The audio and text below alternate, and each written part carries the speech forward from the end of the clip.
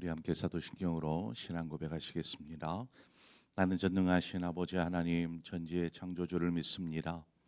나는 그의 유일하신 아들 우리 주 예수 그리스도를 믿습니다. 그는 성령으로 잉태되어 동정녀 마리아에게서 나시고 본조 빌라도에게 고난을 받아 십자가에 못 박혀 죽으시고 장사된 지 사흘 만에 죽은 자 가운데서 다시 살아나셨으며 하늘에 오르시어 전능하신 아버지 하나님 우편에 앉아 계시다가 거기로부터 살아있는 자와 죽은 자를 심판하러 오십니다. 나는 성령을 믿으며 거룩한 공교회와 성도의 교제와 죄를 용서받는 것과 몸의 부활과 영생을 믿습니다. 아멘. 우리 함께 찬송가 144장 찬송가 144장 예수 나를 위하여 십자가를 질 때 우리 함께 찬송하도록 하겠습니다. 찬송가 144장입니다. 144장 함께 찬송하겠습니다.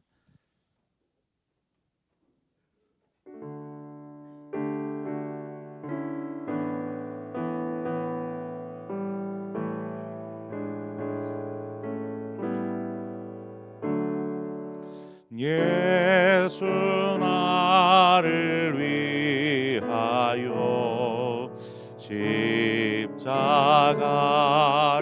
질 때 세상 죄를 지시고 고초 당하셨네. 예수님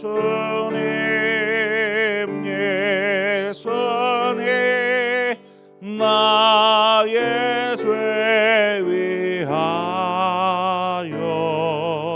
몸에 피를 흘리니 죄인 받으소서. 십자가를 지심은 무슨 죄가 있나. 저 무지한 사람들 메시아 죽였네. 예수님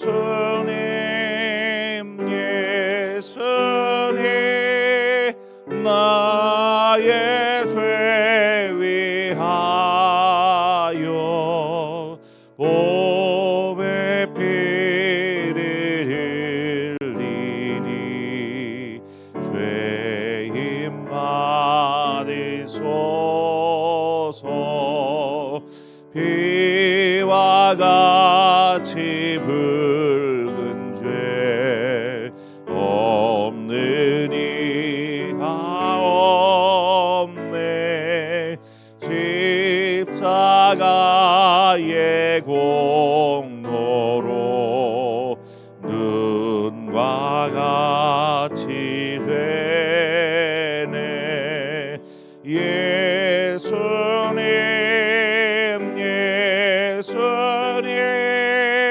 나의 죄 위하여 몸에 피를 흘리니 죄인 받으소서. 아름답다 예수여 나의 좋은 친구. 예수 공로 아니며 영원 영벌 받네. 예수님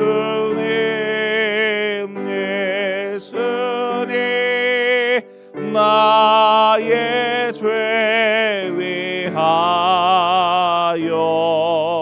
몸에 피를 흘리니 죄인 받으소서.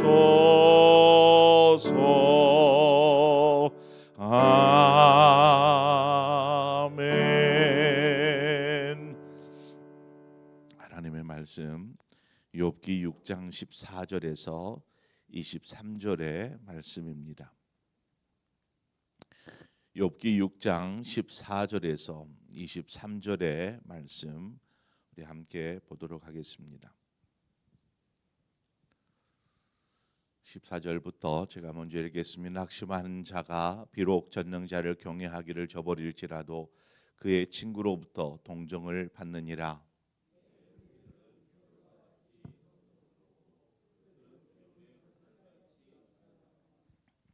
얼음이 녹으면 물이 검어지며 눈이 그 속에 감추어질지라도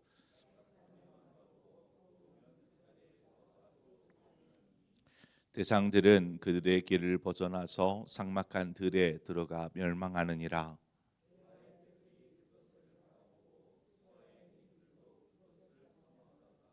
거기 와서는 바라던 것을 부끄러워하고 낙심하느니라.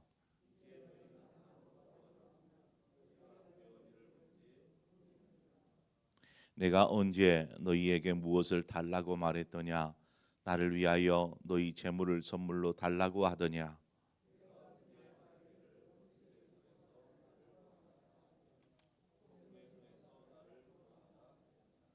아멘. 욥의 친구들이 욥을 찾아온 이유가 무엇이었습니까? 그것은 욥이 고난 당했다라는 그러한 소식을 전해 듣고 욥을 위로하고자 지금 욥에게 방문한 욥을 찾아온 것입니다. 그래서 처음 욥이 이제 욥을 찾아왔을 때 욥의 모습을 보고 아무런 말도 하지 못합니다. 이 세 명의 친구들이.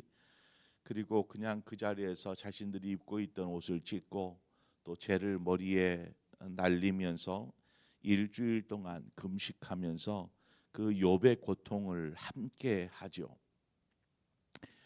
이후에 이제 욥이 이 친구들 앞에 자신의 처지와 자신의 아픔을 생각하면서 참 죽고 싶다, 너무 힘들다라는 어떤 그런 심정들을 이야기합니다. 그리고 나서 이제 엘리바스가 맨 먼저 그러한 욥의 말을 듣고 이야기를 꺼내죠. 하나님께서 아무런 이유도 없이 뭔 일을 행하신 적이 있더냐? 특히 하나님께서 고난을 주실 때에 아무런 이유 없이 고난을 주신 적이 있더냐? 하나님은 그렇게 행하지 않으신다. 내가 경험해 보았다. 그래서 네가 지금 고난을 당하는 것, 그것은 분명히 하나님 앞에 내가 범죄하였기 때문이다 라고 이야기하면서 회개를 촉구하는 것입니다, 욥에게. 근데 이것이 뭐 좋은 말로 그러겠습니까? 질책하듯 이야기합니다. 처음 욥을 대면한 친구들이 욥을 그렇게 불쌍히 여기며 차마 아무런 말도 못 꺼냈던 그 친구들의 마음, 그 마음이 이제 막 욥에게 질책하듯 뭐 이렇게 바뀌어 버린 것이죠. 마음이 변화된 것입니다. 그래서 이제 논쟁을 벌이고 있는 상황을 우리가 보았습니다. 오늘 본문의 내용은 이 욥이 엘리바스의 말을 가만히 듣더니, 아니 처음에 와서는 그렇게 자신을 위로하는 것처럼 하더니 이들이 말을 꺼내자마자 너 죄 때문이다라면서 이렇게 하는 이들의 마음이 변했다라는 것들을 오늘 본문의 내용이 그 얘기입니다. 너희들의 마음이 변했다. 왜 그러느냐라는 거죠. 14절에 보면 낙심한 자가 비록 전능자를 경외하기를 저버릴지라도 그의 친구로부터 동정을 받느니라, 이렇게 말합니다. 욥은 자신을 찾아온 친구가 지금 자신에게 좀 위로는커녕 오히려 욥의 마음을 심란하게 하고 또 죄 때문이라며 너 회개해야 돼 하면서 질책하는 이야기, 이런 말을 들으면서 욥이 이제 항변하듯 이 이야기를 하는 것입니다.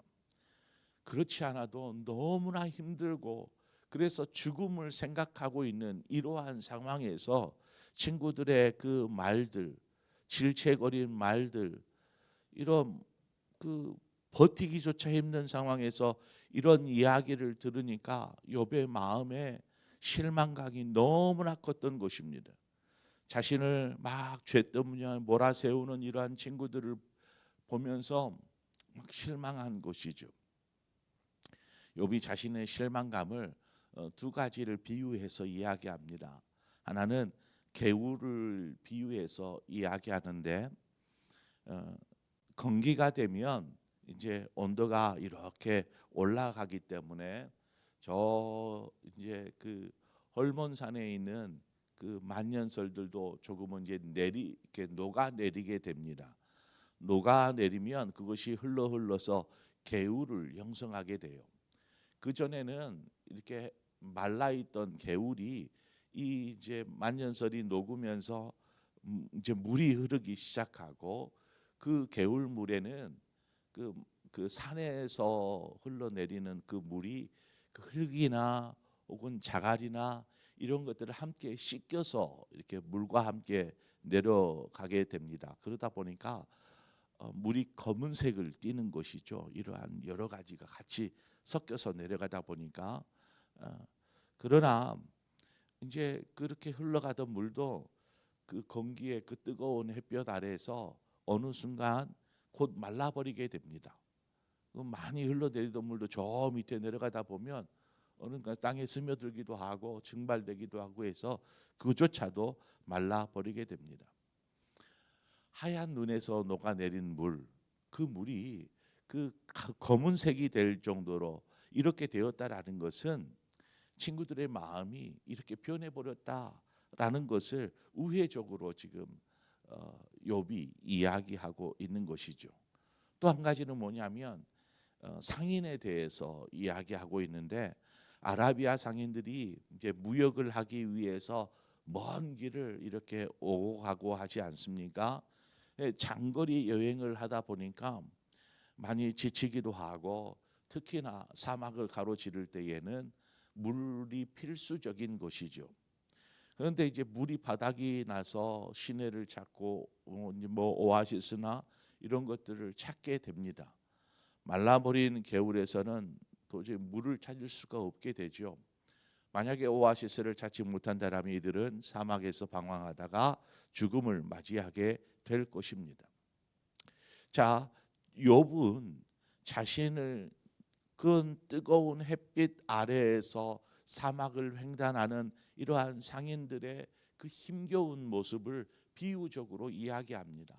내가 얼마나 힘든지, 그들이 마실 물이 없어서 방황하면서 이번 죽음을 앞둔 이 물을 구하지 못하면 죽게 되는 이러한 상황에서 막 이곳저곳을 방황하는 이러한 모습처럼 지금 욥의 처지가 죽음을 앞둔 것처럼 방황하고 있다. 그 힘겨운 자신의 모습을 이야기하는 것이죠. 친구들이 찾아왔을 때 그나마 자신에게 위로가 되어지는 이 친구들, 마치 오아시스를 발견한 것처럼 나름 이 욥의 마음에 큰 위안이 되었던 것입니다. 그렇지만 얼마 지나지 않아서 욥의 고난이 인과응보와 같이 죄로 인한 것이다, 뭐 이렇게 이야기하면서 자신을 그냥 막 정죄하고 비난하는 그러한 말을 들으면서 그 위로가 되었던 마음이 도리어 이제는 실망이 되어지고 낙심이 되어지고 좌절이 막 되어지는 것입니다. 욥이 친구들에게 기대했던 것은 재물도 아니고 선물도 아니고 또 뭐 자신의 원수를 갚아달라는 것도 아니고 혹은 폭군으로부터 자신을 보호해 구원해 달라는 것도 아니었습니다. 그저 자신의 처지를 함께 느끼면서 위로해 주기를 원하는, 자신을 불쌍히 여겨주는 마음, 그 긍휼의 마음을 원했던 것인데 그래서 이제 자신의 고통을 위로해 주기를 바랬던 것이죠. 누가복음 10장에 가보면 선한 사마리아인의 이야기가 나옵니다. 어떤 사람이 여리고를 지날 때에 이 여리고에서 이제 강도들을 만납니다. 강도들을 만나서 강도들에게 자신의 모든 것을, 심지어 입고 있던 의복까지 발가 벗겨진 채 막 때려가지고 다 벗기고 다 빼앗고 그냥 길거리에 버려버린 것이죠. 이제 이 사람이 죽을 지경이 된 것입니다. 거의 죽었다 싶어요. 시체와 같은 것 같아요.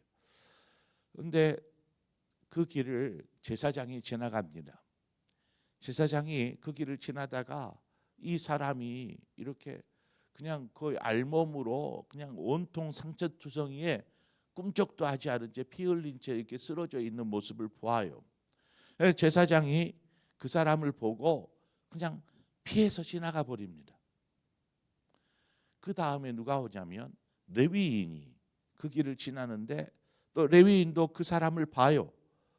뭐 반죽음이 되어 있는 이 사람을 보고 그냥 지나쳐 가버립니다. 이후에 한 사마리아인이 그 길을 지나다가 그 사람을 발견합니다. 여리고에서 강도를 만났기 때문에, 여리고는 유대인의 땅이지 않습니까? 이곳은, 그 사람은 아마 유대인일 가능성, 그 어떤 사람이라고 말하는 것은 유대인일 가능성이 큽니다. 그런데 그 사마리아인이 그를 발견하자 그를 데려다가 이렇게 마을로 데려가서 자신의 돈을 들여서 이 사람을 이렇게 돌보게 합니다. 누가복음 10장 25절에 보면 그 이튿날 그가 주막 주인에게 데나리온 2를 내어주며 이르되 이 사람을 돌보아 주라. 비용이 더 들면 내가 돌아올 때에 갚으리라. 이야기하면서까지 이 알지도 못하는 사람인데 이 고난 속에 있는, 고통 속에 있는 사람을 이 사마리아인이 돌보게 되죠. 여러분, 제사장과 레위인들, 이들은 종교 지도자들이지 않습니까? 하나님의 어떤 말씀을 전하고 또 말씀 속에 담긴 하나님의 사랑을 몸소 실천해야 할 이 두 사람이지만 도움은커녕 그저 외면한 채 지나쳐 버렸습니다. 반면에 이제 이 사람이 앞서 말씀드린 대로 여리고를 지날 때에 강도를 만났으니 이 사람이 유대인일 가능성이 크다라는 말씀을 드렸는데, 당시 유대인들은 사마리아인들에 대해서 상종하지 않습니다. 사람 취급을 하지 않을 정도로 경멸합니다. 그래서 사마리아 땅조차 밟지 않으려고 저 북쪽으로 가려면 우회해서 이렇게 요단강을 반대로 해서 이렇게 지나갑니다. 그럴 정도로 사마리아인들을 싫어합니다. 그런데 이 사마리아인이 이 고통당한 유대인을, 강도 만난 이 유대인을 살리기 위해서 긍휼을 베풀잖아요. 자신의 소유를 들여가면서까지 이를 어떻게든 돌보고 살리기 위해서 힘쓰는 사마리아인의 모습을 보게 됩니다. 욥과는 친한 친구라고 말하는 이 세 사람, 친한 친구니까 그 먼 길을 헤쳐 욥이 고난당했다라는 말을 듣고 오지 않았겠습니까? 그런데 욥의 고난 속에 있는 그 욥을 지금은 긍휼히 여기기는커녕 그 앞에서 얼마나 책망의 말을 했는지 욥이 원망 섞인 이야기들을 합니다. 내가 너희들한테 뭘 바랬느냐? 선물을 달래더냐? 재물을 달래더냐? 아니면 원수를 갚아달라더냐? 너희들이 나를 위로하기 위해 오지 않았느냐? 그런데 지금 나를 질책하고 너의 죄 때문이다, 회개해라 하면서 이야기하는 그것이 옳으냐라면서 막 항변하는 거예요. 사람은 이기적이어서 자기 처지만을 생각할 뿐 다른 사람의 처지에 대해서는 무관심할 때가 많습니다. 그래서 자기가 힘들고 어려울 때에는 누가 찾아와서 내게 위로의 말, 격려의 말, 이런 말 해주기를 바라는데, 다른 사람이 고통을 당하거나 다른 사람이 그렇게 고난에 있으면 외면하는 것이죠. 그냥 외면해 버립니다. 주님이 이 땅에 오셔서 많은 일들을 하셨죠. 사역들 가운데는 가르치고 또 전파하고 치유하는 사역들을 하셨습니다.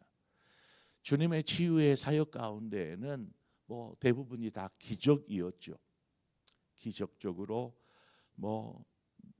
보지 못하던 자가 눈을 떴고 안진뱅이가 일어나고 여러 가지 병들었던 중풍병 든 자가 낫고 또 나병 환자가 낫고 심지어 죽었던 자가 살아나고 하는 이러한 놀라운 역사들이 주님의 손 아래서 이루어졌습니다. 그 모습을 바라보던 그 기적들을 바라보던 사람들, 이 사람들이 그 주님의 기적을 바라보면서 많은 사람들이 놀랐고 또 주님을 따르기 시작합니다. 그런데 정작 주님이 붙잡혀서 고난을 당하실 때에 그리고 십자가를 지을 때에는 그 누구도 그 옆에 있지 않았습니다. 심지어 제자들조차도 주님을 버리고 떠났습니다. 주님의 마음이 어떤 마음인지, 왜 십자가에 달려 고난을 당하시는지 그것을 모르는 것이죠. 제자들조차도 몰랐다라는 것입니다. 그것을 주님은 뻔히 아시면서 제자들이 자신을 버리고 떠날 것을 아시면서도 주님은 묵묵히 십자가의 길을 가셨더라는 것이죠. 제자들을 위해서, 무리들을 위해서, 온 인류를 위해서, 저와 여러분을 위해서 주님은 그 길을 가셨더라는 것입니다.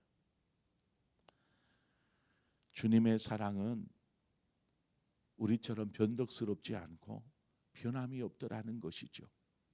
한결같이 우리를 사랑하시는 그 주님. 그래서 요한복음 13장 1절은 말합니다.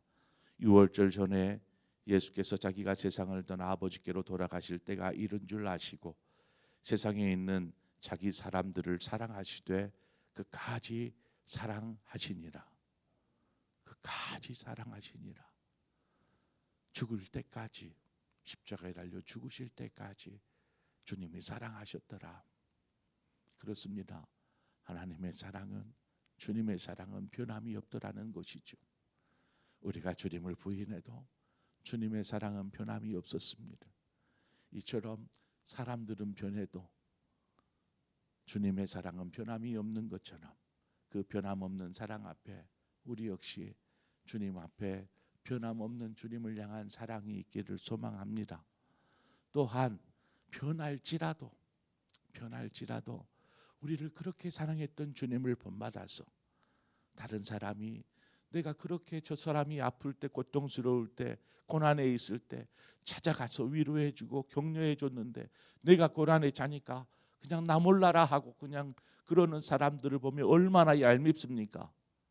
그럼에도 불구하고 그 사람을 향한 사랑, 주님이 나의 사랑, 나를 향한 사랑이 변함이 없었던 것처럼 우리 없이 변함없는 사랑으로 다른 사람들을 사랑하고 격려하고 위로하는 그러한 우리의 삶이 되어지기를 주님의 이름으로 축원을 드립니다.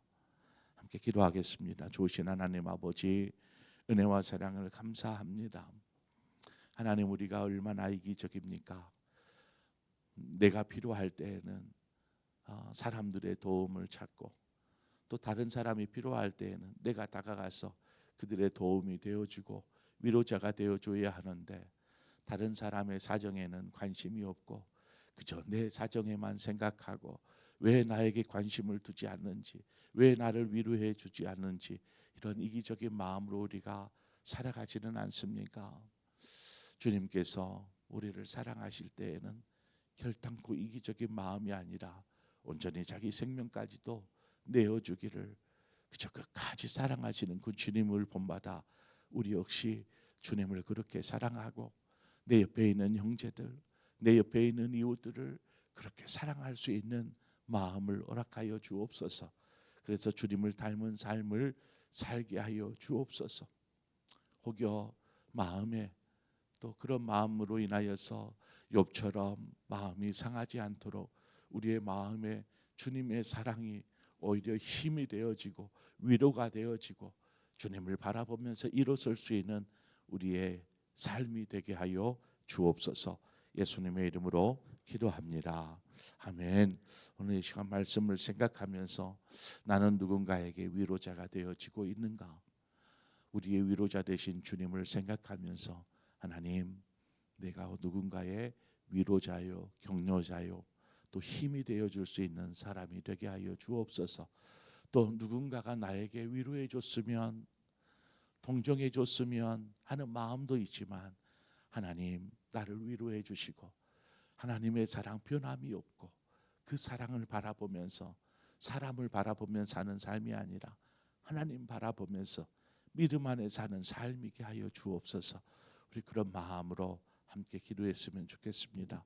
그리고 우리 자신의 영혼과 신앙, 우리의 가정을 위해서 함께 기도하시고 또 여러분 각자의 기도의 제목으로 기도하시다 자유롭게 돌아가시겠습니다. 함께 기도하겠습니다. 좋으신 아버지 하나님, 감사합니다.